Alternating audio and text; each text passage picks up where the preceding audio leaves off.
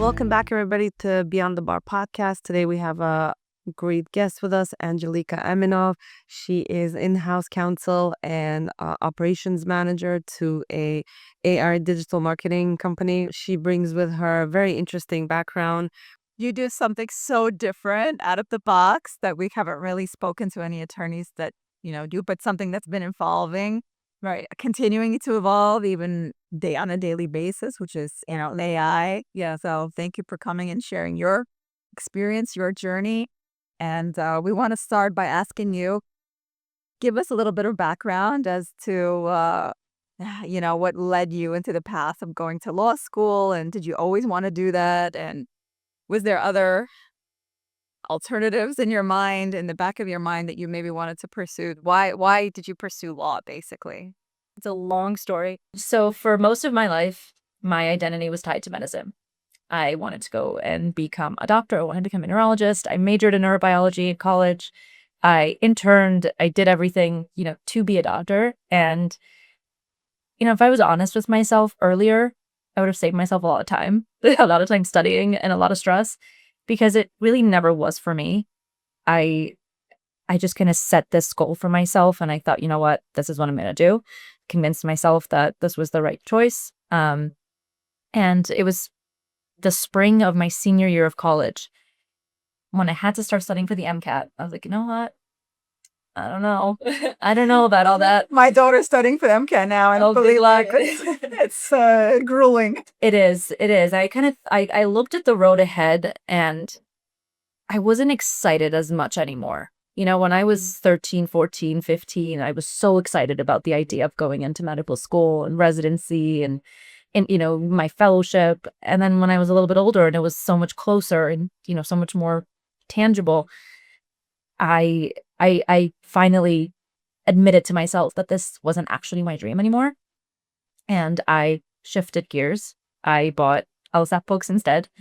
And started studying for the LSAT. And I was like, you know what? I'm just going to see where this goes. I loved writing. That was, books and literature and writing, like that was my passion. And I wanted to be closer to that. And I thought law would make me a better writer, make me a better thinker. And then hopefully, I reached a point in my career where I could transition and just kind of do writing full time. So I went to law school and didn't really have any idea of what I wanted to do after. I was just kind of taking it, day by day, semester by semester. Graduated, started working at a small boutique doing just regular, personal injury, medical malpractice, litigation work. And then I had an opportunity to join a mid-sized firm as a commercial litigator. I thought that was so much more fun. And that firm that I was in was amazing. It was like truly a happy firm. Everyone that I worked with was incredibly sweet and supportive. I thought I would finish out my career there. I loved it. And then I met a cybersecurity data privacy partner. She joined a couple of weeks after I did. We hit it off. She became a very close mentor and friend. And she brought me into the cyber world. She taught me everything. She helped me understand the different, data privacy laws, the cyber regulations nationwide. I sat in on forensic investigation calls. I sat in on e-discovery calls. This was all a foreign world to me. And she taught me everything. She took me through it. She gave me enough freedom, so I could kind of wet my feet myself. She was always there. And I thought, you know what, this is it. Law was the right choice. This is where I'm exactly where I need to be. And then she told me that she got an opportunity to join a big law firm as a partner in their cybersecurity, data privacy, and information governance group. I was heartbroken because I finally found a mentor and I found a field I loved. But I was very fortunate that she extended an opportunity for me to join her. And I did. So I joined her and we worked together. I mean, I worked with a much larger team. We had a much broader scope of practice. And I was also newly postpartum. So that was a challenge, navigating big law and navigating those expectations, being a new mom. No, it's not easy. Definitely. It was very challenging because I was in between two flames. I loved being a mom and I loved, being with my child. But also I finally found this field that I love too. Closer to about a year and a half into my big law experience, I started talking to my one of my best friend's husbands started an AI company where he provides social media marketing services to small businesses. And at first it was just, friendly talk, like, how's your business doing? How's it going? And then conversations turned more serious. And he's like, we're ready for, in-house counsel, and I want you to do it. Wow. So those conversations started happening. And at first I was like, you're kidding. And then I realized he wasn't. And I learned more about his company. I learned more about what he was doing. And I thought, this is a once in a lifetime opportunity, to work with my best friends, to build, this beautiful company that he wants to build, to help small businesses. It's really rewarding, and it's rare. It doesn't come by often. And so I took a leap of faith, and then, it's been over a year now, and I'm so happy. It was definitely the right decision. My career took some turns, but, I think it was all, destined to get me to where I need to be. Wow, that's quite an amazing journey in such a short amount of time. Yeah, I told you it was a long story. From a neuroscience major to now in-house for AI cover. Yeah. That's amazing. So tell us a little bit about your day-to-day at the AI startup that you do now as a lawyer. So, as so many people know, startups, you wear all the hats. Yeah. One day you're negotiating a contract, and then, you're hiring somebody and you're reviewing resumes. So my day is never the same. Most days I'm like, all right, tomorrow I'm going to get through this list. I'm going to do X, Y, and Z. And then I'm in calls from the minute that I sign on till the minute that I sign off, which I love. I love the variability. It's exciting. It's new. I'm never bored. I'm never like, it's lunchtime yet. Yeah. We always have those. Most of us have those moments. Yeah. It's more like, I didn't have lunch yet. It's 4:00. But it's a lot of fun because I feel challenged. I feel like I'm growing as a person and as a professional, because a lot of it is new to me. I've never built, legal infrastructure from the ground up. Right. And it's a lot of learning. It's a lot of studying. It's all on my own time too. Right. It's not like I'm billing for my time anymore. Right. And it's interesting. It's interesting to figure out, how do things work? How do I protect this company to the best of my ability? What processes and procedures do we need? What policies do we need? And I had a really great primer in, my time in private practice. I saw a lot of, when things go wrong, what could have been done, what should be done now. So I get to take that experience and bring it to, a fresh new company where I can kind of set the rules myself. So the day-to-day varies significantly, but there's never a dull moment. And you say you wear all the hats, basically. You do a lot, or you wear a lot. You think, okay, what, I'm general counsel. I have these responsibilities. And then there's a client that needs, talking to. I'm like, I'll do it. So in that sense, it's fun. It's collegial. We're all comfortable with each other. We can all, there isn't that glass wall of, she's the lawyer, you can't talk to her. I feel like anything that needs done, we're all happy to do it. And I think that's unique to, a young startup where everyone's friendly with each other. We're all friends and we all have a shared dream. So there's nothing that any of us won't do for it. Right. And the shared goal. Absolutely. Yeah, absolutely. So tell us a little bit about this company. Like, what does it do? What is the company you work for? So it started off really just focusing on organic social media and reputation management for small businesses. Mm-hmm. So a small business could be, just one person. It could be, 100 people. We're a remote company. We service clients nationwide. It's evolved significantly in a short amount of time. So we really do, the whole host of online visibility. What will it take for a small business to be seen, to be recognized, and to be chosen over a larger company with an unlimited marketing budget? So we do social media content to Facebook and Instagram, branded. It looks nice, looks professional, looks like magazine worthy. Paid advertisements, SEO, websites, truly anything that they need to be seen, found, and chosen. Do you have different packages for like different types of businesses? Yeah. We have different plans. We have, starter plans, post a week. We have premium plans with SEO, all the bells and whistles. So we really work with, the budget that we have and, the needs of the client. Crazy. It's highly, highly customizable. So what made you go into more in-house as opposed to, you took a huge shift from big corporate law to in-house, much smaller, more, you're in charge? I just recognized the opportunity for what it was, and it was just this really rare, meaningful opportunity to do something different. And I thought to myself, I could always go back into private practice. That's it. That's not a door that I'm closing. But I also want to see this through. I want to see if I can do this.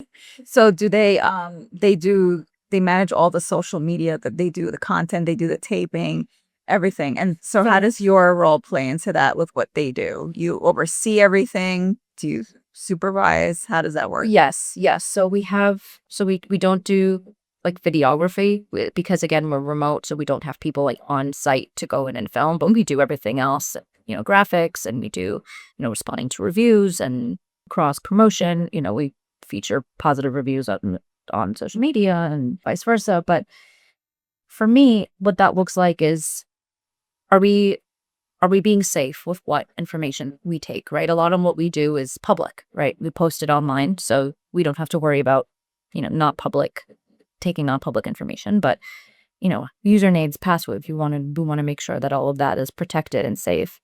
We want to make sure we have a trusted, third-party payment processor, right? Like we don't want to store credit cards on our files, in our files. I want to make sure that we have processes that are repeatable, that are scalable, so that when we have 100 clients, it works well. And if we have 500 clients, it'll work well. And that's just listening to your clients and listening to your team and hearing what works, what doesn't work. And it's just also, again, like just paying attention to what your clients are saying. Like we had a demand to introduce SEO, right? So that was something that we had to talk a little bit about what SEO is. So SEO is search engine optimization. It's basically for Google to find your business, understand that it's a credible, trusted business, and to rank it higher. So when you type in like hair salons and cleans, you're not on the 23rd page, you're on the second page or the first page.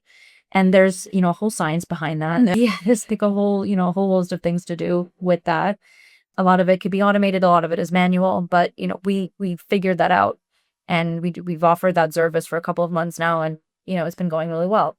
And you've implemented AI for that? So we utilize AI for that, but everything that we do, there's a human reviewing it and approving it before it goes out. But there's nothing truly automated, because everyone has that.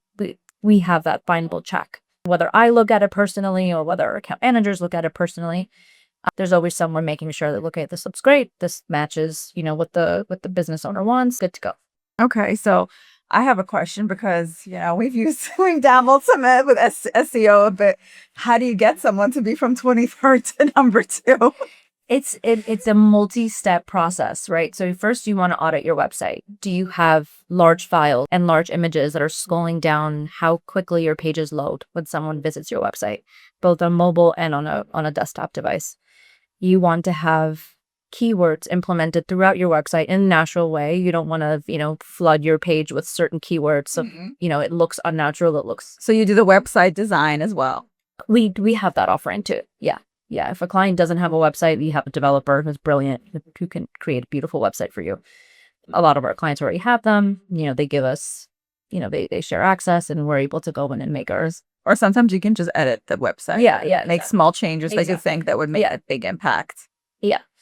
And then you have, the backlinks, right? So it's third-party websites that discuss your business, that mention your business, so that, it's not, you're not just talking about your page on your own site. You've got other channels talking about you as well. So it's a combination of things that it's a lot of behind the scenes. Yeah, well. of course. But we have reports, right? Like we send out, monthly or weekly reports, whatever they want. Kind of showing you, here's what we did, here's how your page is doing, here's how many visitors you have, here's how your page has grown.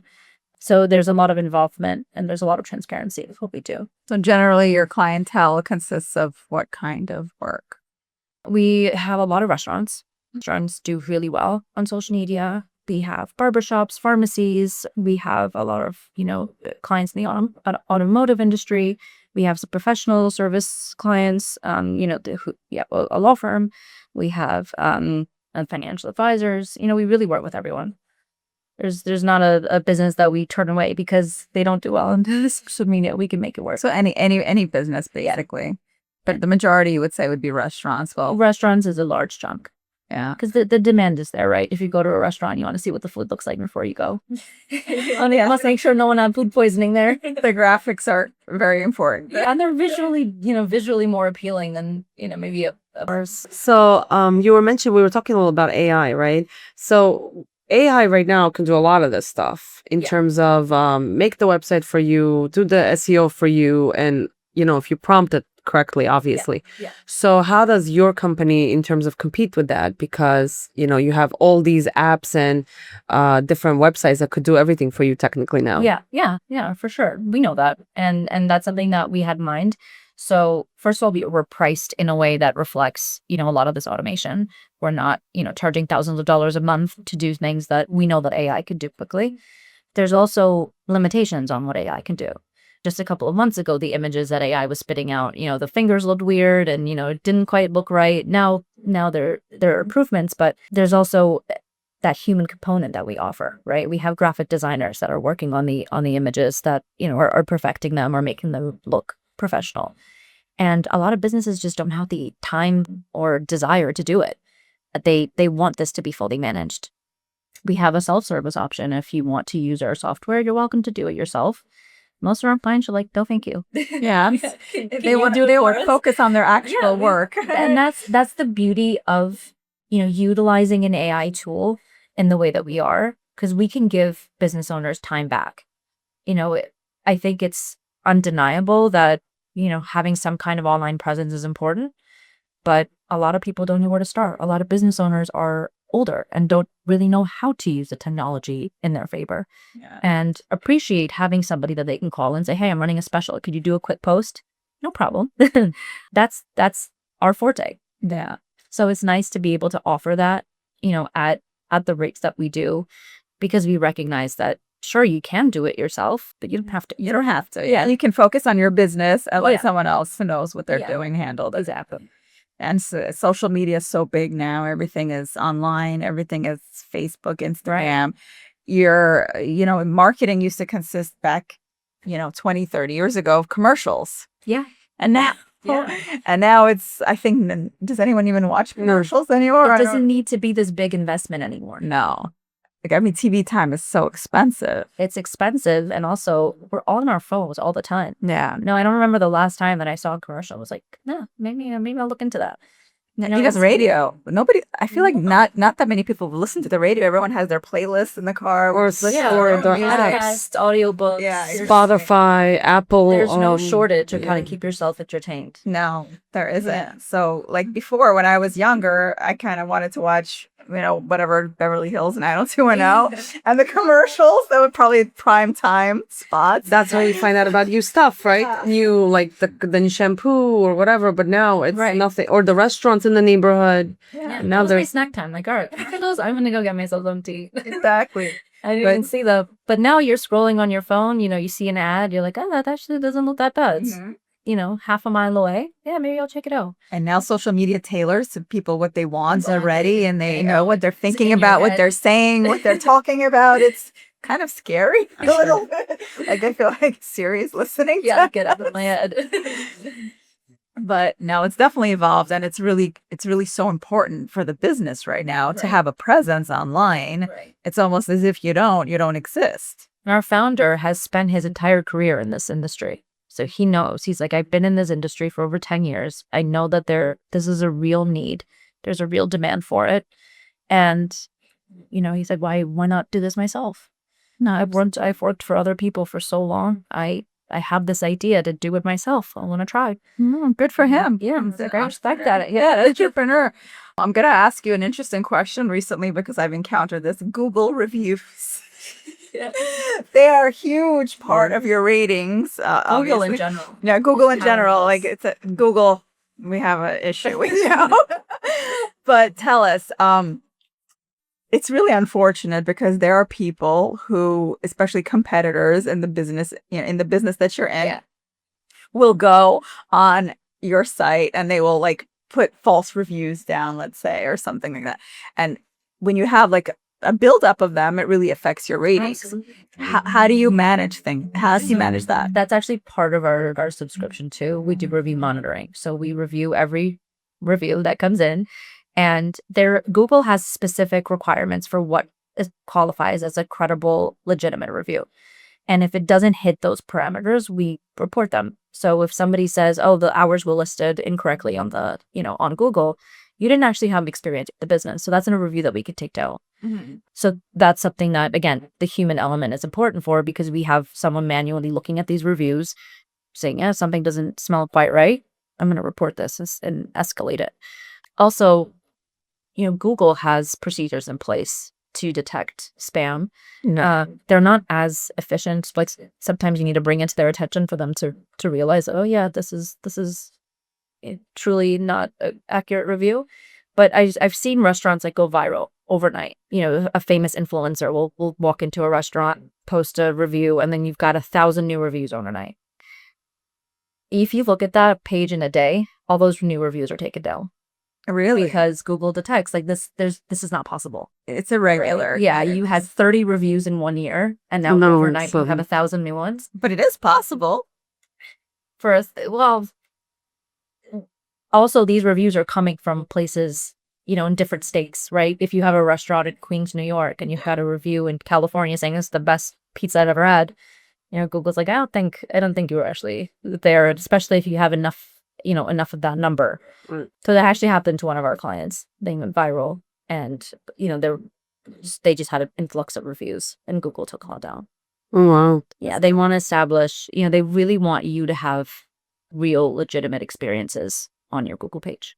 Okay, so let's say you report it. What's the process after you report it? Like, how long does it take? It's monitoring, so it could take as quick as an hour. It could take a couple days. Sometimes they need more information. Sometimes they need multiple requests. So we have, if it's an obviously fake spam review, well, you could have multiple pages or multiple accounts report the same review, and everyone says this is spam, obviously. So that helps. But does AI help filter some of these out for you easily? Yeah, you could set up a tool that scans it. We just have our account managers do it. You do it yourselves. Yeah, the human aspect there. Okay, that's interesting. Like these are such pertinent questions. Yeah, and they really affect a business owner's day-to-day life. We get calls like, hey, this guy just left this review. We have no record of them ever walking into our store. We have we don't know who this is, but by their writing, so we handle it, and problem solved. But in the moment, it's this horrible feeling. Yeah. Like, I have 4 stores now because of this one guy. You left a fake review. Yes. But I think to your point also, I think this whole review system became a little bit dramatical. 100%. The people that are leaving reviews either love your business or they hate it. Or yes. They hate it. I agree. I don't think I've ever met anybody in between. And it's usually out of like, oh my God, this is the best thing I've ever had. Yes. Or, oh my God, I have to I'm sorry, I'm not one of those people to just sit and put a review. If somebody will ask me and did an amazing job, I'll do it. But if somebody asked me and if I wasn't crazy about it, it's like when we were younger, right? If you have nothing nice to say, don't say it at all. Yes, right. I agree. So I don't write these reviews. Nice as you. I try to stay away from reviews, but I know this personally because my husband gets interesting reviews sometimes, and he responds to them, and he's very active about it. And sometimes I'm like, just let it go. He's like, no, because he's like, I was there and I saw, he has people who work for him, and he's like, none of that happened. So, or he's like, I think the guy took it a little dramatic, and he responds, and I give him so much credit for it because he's very active on those reviews. Apparently they're very he's like, they're a big deal. Okay. It's also very easy as a business owner to get really emotional about your reviews, especially it translates in your response. So we kind of take that away. We get to be objective. Yeah. And don't worry about it. Yeah. I recently had a situation like this where I only went into business for myself 2 years ago, but I used to work for a firm before. And one of the, interestingly enough, I represented them on one time, sometimes as lawyers, depends, it depends. If we're in a firm, I could do it one time, and then Margarita, let's say, would do it another time. Depends on who's covering that day, whatever. And he finds me, and he puts her. He wasn't happy with the outcome. But what's interesting was that the outcome was correct, and I advised him of the outcome, and there really was nothing else you could do. And I went actually above and beyond. Sometimes, you go above and beyond, and you really shouldn't, because you went above your job description. Yes. And I did that. I did everything I could do. And he writes review on my page, not on the firm where I worked, the case where the case was. And what's interesting is that he actually went to another firm and signed with them, and they told him the same thing. And I know this because he called me back and said, oh, well, I want this and that. And they told him the same thing. I was like, you're not gonna, the law is the law. You're not gonna get a different answer. So he writes a review on my page, and I spoke to him about it. I was like, you wrote a review on my page, but I was like, I did everything I was supposed to do. I did nothing wrong. And he's like, I wasn't happy with the way it was handled. I'm like, I was like, there is no other there's no other answer that would provide for you. He's like, and I'm like, and you wrote a review based on what? He's like, I just felt like writing something just to prove a point. I'm like, okay. And you can't take it down, because I spoke to Google. I mean, I emailed Google, whatever, and they're like, well, there's nothing we could do about it. I'm like, okay, That was his that's experience, right? Yeah. That was his experience. So Google's going to say that that's legitimate. Yeah. But it can be very damaging. People's bad moods, people's, keyboard warrior. Yeah, it was just his mood. Exactly. But I did nothing wrong. There's a lot of keyboard warriors out there. Yeah. And it causes real consequences for businesses. It's not, you write a review, you feel better, you publish it, you send it off to forget about it, you go get an ice cream, you mom through it. But, that has a lasting impact, and it stays there, right? It's publicly available. Someone else could read that review and say, you know what, I don't want to deal with that. Yeah, and then you have to have so many more good reviews Yeah, to you kind have of to flood negate out. that. Yeah, right? exactly. To like flood out. It's crazy. But you can't appease everybody, right? In any industry, you can't make everyone happy. I think a negative review here and there is inevitable, but yeah, you just do the best you can and hope that the positive ones outweigh the negative. No, for sure. So with regards to, you said you do like regulation. Do you do regulations, policy, contracts, I'm assuming, for the position you're in? Yeah, absolutely. And is that particularly with regards to the company itself, or like clients, specific client contracts? Everything. So we want to make sure that, our internal processes are nice and clean.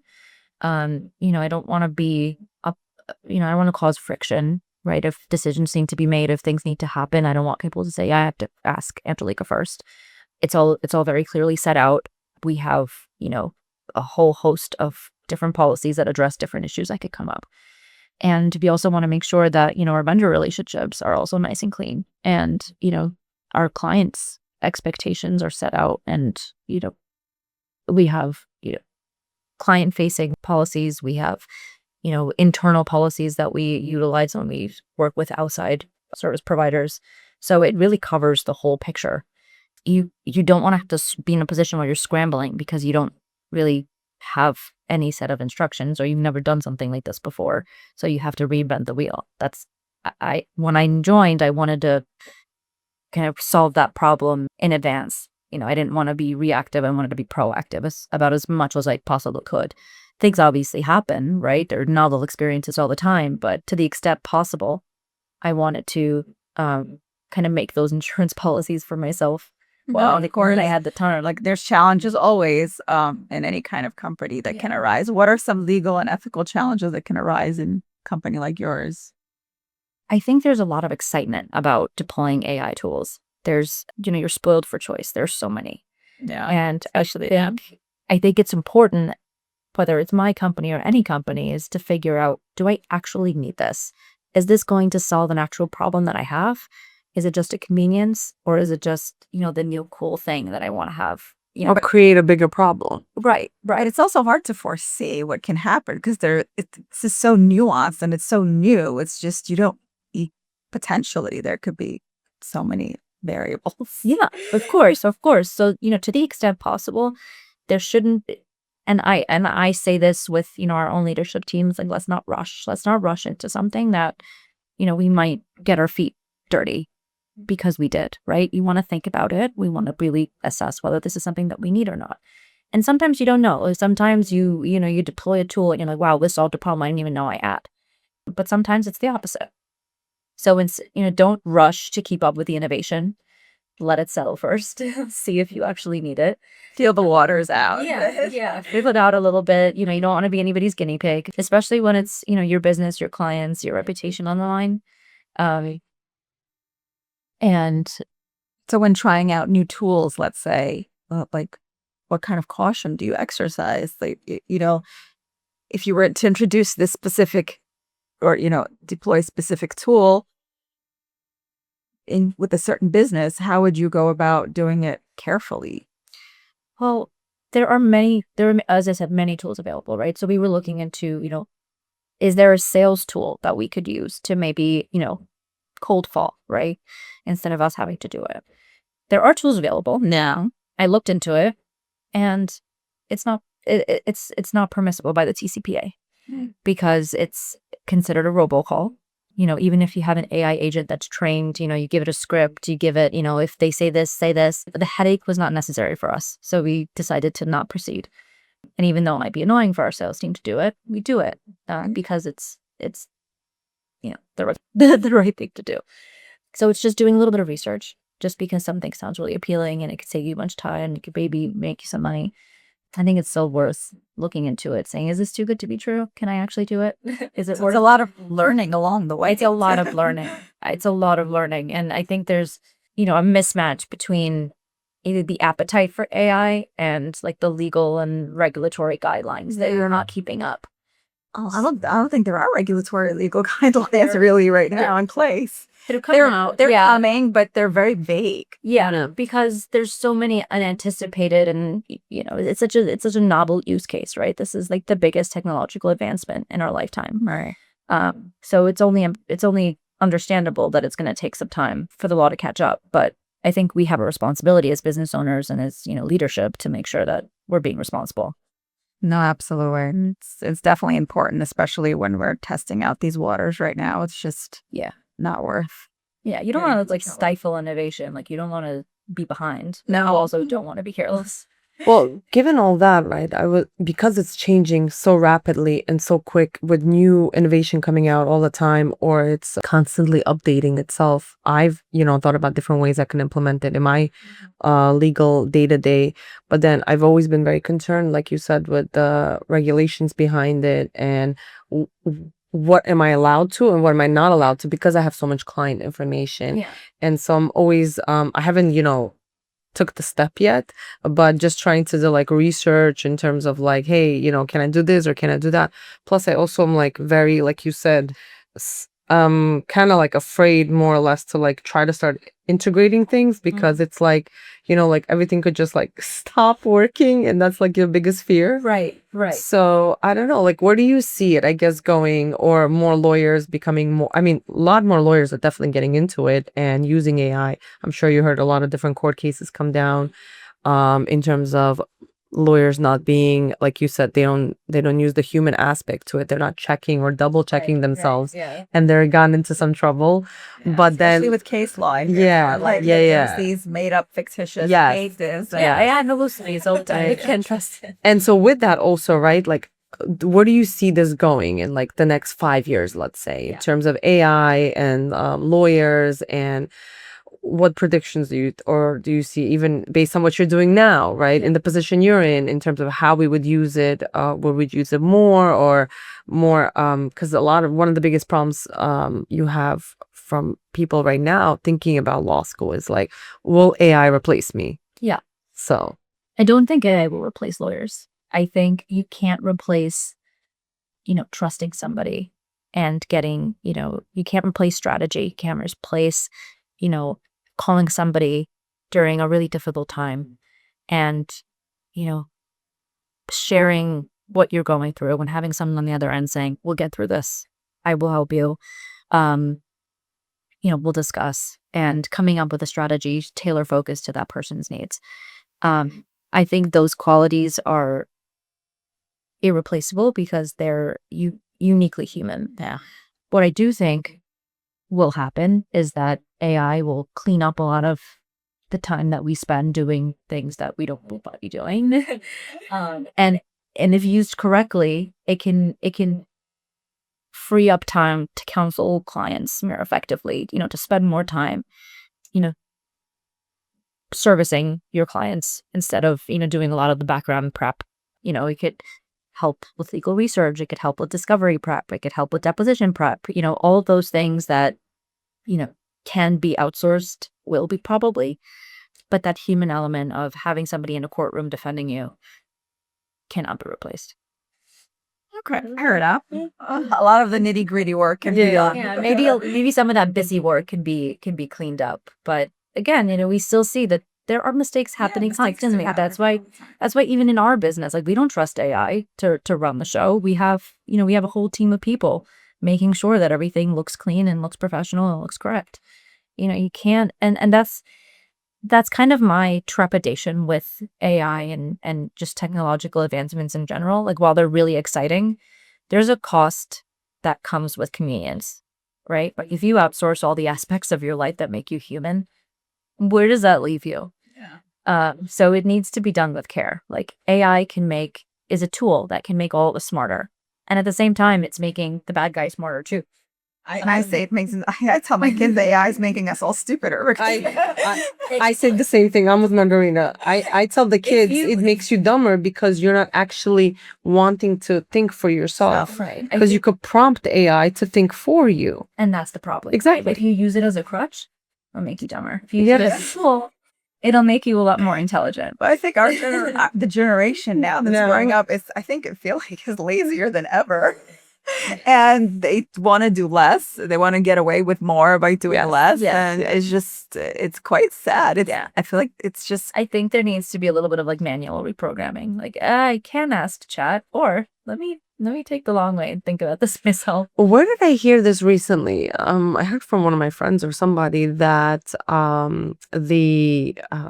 don't remember where it was. It'll come to me eventually. But high school kids right now are like, I guess they like talk to each other and they're trying to stay away from asking ChatGPT anything. It was like a challenge or something they were doing where they were trying to do it themselves. I mean, look, we use, a lot of us, when ChatGPT or Claude just came out, we were using it like Google, right? And it does much more than Google.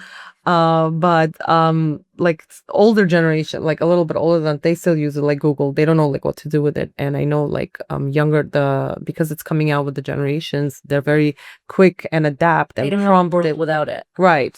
And it concerns me because even now, like, you press a button and you speak and it writes for you. And so people can't even spell correctly. Forget, thinking. We're talking about spelling and basic grammar. We're not talking about, I'm not even going, deep. So that's really concerning. It is. I think we have a responsibility as people to exercise self-control, because these tools are available to us. But, what's stopping me from eating, an entire bag of chips? It's self-control, right? I'm not going to, because I know I'm going to have a stomach ache after. Right. And it's a similar concept of just because you can doesn't mean that you should. And that's something that, I have a 2-year-old that that's something that I'm going to have to deal with, right? Because he's not going to know a world without AI, for sure. And my grandma shows him AI cat videos, and he said, "This is amazing." They think, they think it's real. So then I thought to myself, like, I had a whole existential crisis about it. He doesn't know that this isn't real. Yeah, It's these kids are going to grow up thinking this is real. It's not, or have a hard time figuring out what's real or not. Exactly. And that's my responsibility. Like, as I have a child where I have to do this from scratch, right? But with like a 12-year-old or a 13-year-old who knew a world a couple of years ago without AI, like, that has to be something that they exercise. My mom was sending me a video on Instagram the other day, and she's like, "Look at this," and I'm like, "Mom, it's not real." And she's like, "It's not." I'm like, "How do you know?" I'm like, "Because you just do." Right. You can't explain it. I think we're still like uniquely positioned to be able to discern, right? Like, that's obviously I think the older and the younger generation, they don't. Yes. Right. But it's getting harder and harder. The more advanced, I noticed, the more advanced the AI is becoming, it's getting harder and harder. I want to pivot a little bit to cybersecurity and privacy, because that's, always a very interesting and hot topic. Tell us a little bit about, because you seem very enthusiastic when you were being mentored, and you seem to really like it. So tell us, what do you advise? Well, when you were working on cybersecurity, because cybersecurity is a little bit about you still kind of implement it in your job now, even. Yeah, absolutely. It's a big in my head. It's every single day with everything that we do. So how do you safeguard consumer data? Like, what was the main tools that you implemented to really protect people from all these different kinds of situations that can arrive in the cybersecurity world? So cybersecurity is multifaceted, right? There's the proactive side of it and there's the reactive side of it. When I first started practicing in that field, I was exposed to the reactive side. So cyber incident response. What happens when a company has a data breach? What are the steps that need to be taken, and what are the effects? What that taught me, and what the takeaway is, you want to minimize the amount of data that you have. Because the less data that you have, the less data that you have to protect. So I think a lot of businesses collect more data than they need to. Yes, I agree. And it's just having an understanding of what am I collecting? How am I storing it? How long am I storing it for? How long do I need it? And how am I disposing of it? If you have an idea of what that looks like, you're in better shape. If you have an email, how often are those emails getting deleted? Right? Do you have emails from 30 years ago? I think a lot of us Yes. do. Right? Like, do you have a tool in place that deletes them every 5 years? Or depending on the industry that you're in, right, every year. That's going to vary. So that concept of data minimization and just knowing what you have and what you're doing with it is very important. And that was just a lesson that I've seen over and over again. Okay, so the less data, the better. And that's why a lot of companies now, if they would used to store your credit card information, now I'm seeing this whole trend that we don't store your credit card anymore. You have to keep entering it in. Yeah, Just kind of annoying. I It's agree. kind of annoying, but then Yeah. I kind of understand. Yeah. There's a reasoning behind that. Yeah, because again, as these tools get more sophisticated, so do, cyber criminals. Yeah.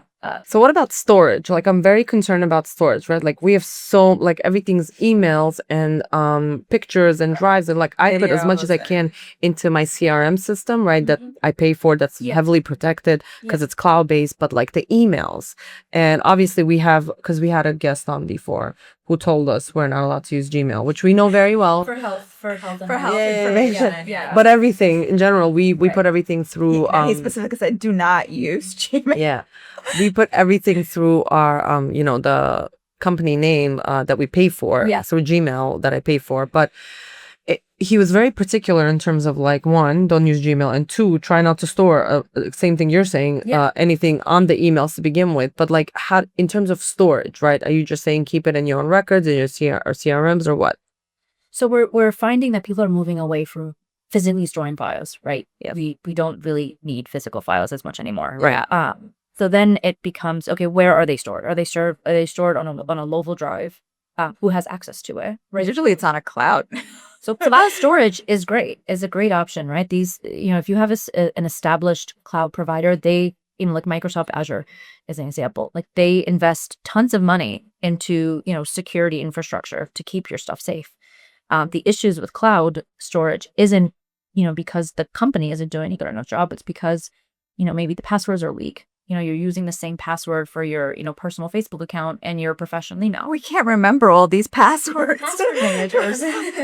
You know what? I don't trust them. I agree. I agree. You want to have good cyber hygiene when it comes to passwords, right? You want to have, and it's annoying, right? Like it's so much easier to put, my dog's name and, my date of birth as my password, but Don't even let you anymore, actually. Sometimes when you put in, like, let's say things. that this is a big password. Yes. Now they have these authenticators on Yes. your phone, and you have Yes. to put in the codes. I'm like, those where do I authenticators are find it? Yeah. I'm like, where is it? And sometimes it's in passwords, and my Apple phone. My sometimes CRM doesn't. does this. They just changed this, which is kind of annoying. Every single time I log in, I have to put in a code. I When you can't log go into in. Pacer. Oh, The same thing. yes, It yes, goes yes. into this. Like, I'm like, where is this? But I realized why they did that. They were talking about that multi-authentication systems are actually much more protected from they're cyber. secure. If you do anything, right, and the first thing that you do, enable MFA across the board. Multi-factor authentication. Again, it's annoying. You're like, I have to go into this app, I have to go Right. into this app, but you'll be glad that you did it. All right, so I don't feel so bad more. I don't know. My passwords are like all over the place. I have to like Write them down. I write them down, old school. What if somebody finds that? Right. I have the You paper want to be careful about that too. Where do right? you Like, store who that? has access to your in office? my home office where nobody really has access to it. Not in my office, in my home office. Yeah. So but you're right. It's not the best solution, but I started doing it because even like if you notice some apparently there's like a password, like it's a password manager on the phones. That's an app, right? That keeps Yeah. all your passwords. Yeah. Sometimes occasionally it asks, do you want to save your password? I'm like, okay. So it started doing it for me, Yeah. right? Unbeknownst to me, and then I figured it out. And then it'll just come up out of nowhere and says there was a data breach or data Right, your leak. password was exposed. Yeah, on yeah, that yeah, yeah. feed. Yeah. And I'm just- like, I don't know. just take it. Yeah, I'm like, it's not an urgent thing, but I'm like, Yeah. I'm sure, and you could probably shed more light on this when you tell them like collect as least amount of information as possible, right? To businesses or whatever. Yeah. What are they doing with all this information? Like they get all this information from us. What are they doing with it? If you're ever curious, Yes. right, you can go on the website, wherever you are, wherever you click, like ask app not to track or whatever that message is, or Right. collect as look at their privacy policy. And they have sections they're legally required to say, how do we store your data? What do we do with it? Do we sell it to third parties? Just take a browse, and they'll tell you exactly what they're doing with your data.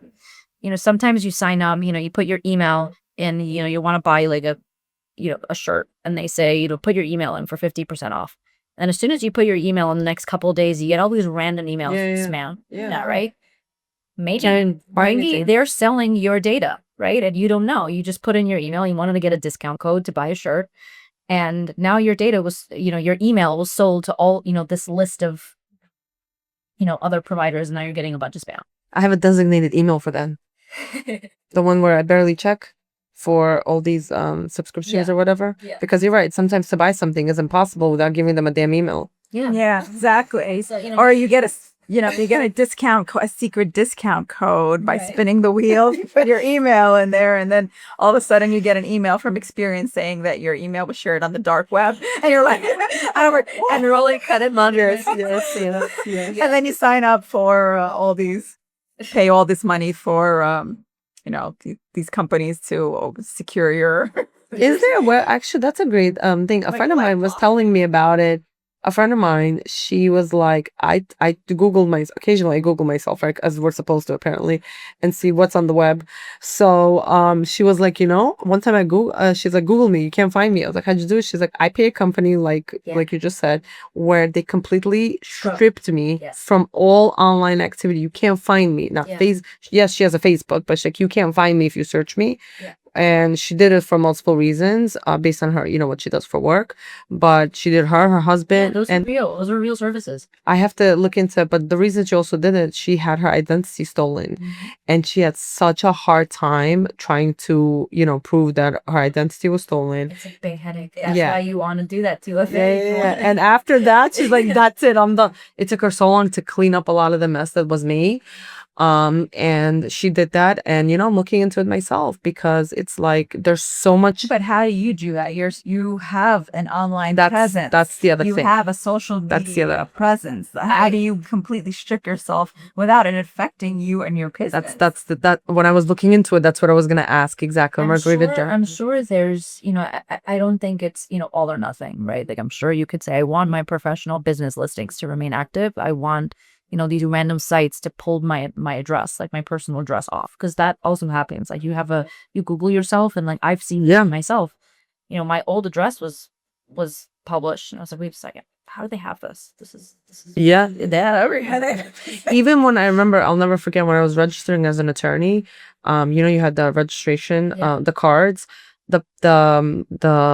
I don't remember who it was, the court officer there who, when you do the registration, he's like, don't put your personal address. I said, what address am I supposed to put?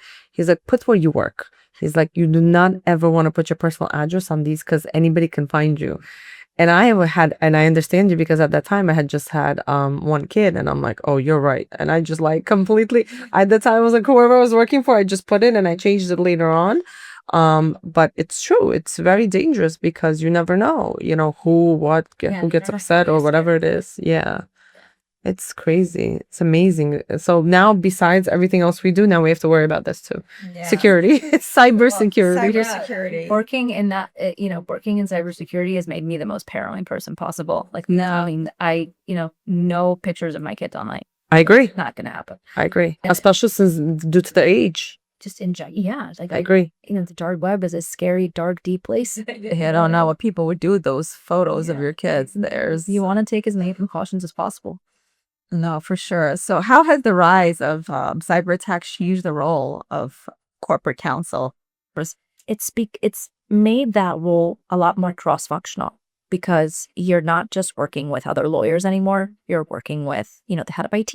You're working with, the product developers and the engineers that are working with leadership and, the C-suite. Created a legal, it's evolved that legal role into more of like a business advisor, a business strategist. Like, here's, and I now have an understanding of how this works and how these products are created and what the motivation is. Here's what I suggest, right? Like, here's how we can secure our data. Here's how we could be, a little bit more careful. And it's nice, right? In a way that you get to participate in the business in a more meaningful way. And also, you get to participate in other areas of the business that you normally wouldn't really have, a reason to. Not more team implementation, you're saying. Right. Yeah. By the way, I have to talk about this email situation because I received an email recently. Phishing email? I guess because it came like from one of my associates, but it wasn't really my associate. Yeah. And it was asking to verify this banking information for Intuit to do deductions for its payroll or something like that. And I was like, wait a second. I had to take a minute back and I'm like, why would he ask me this? Right. Like, first of all, he's literally next door. Right. And like, this is not just something that I called him over and I said, why are you asking me this?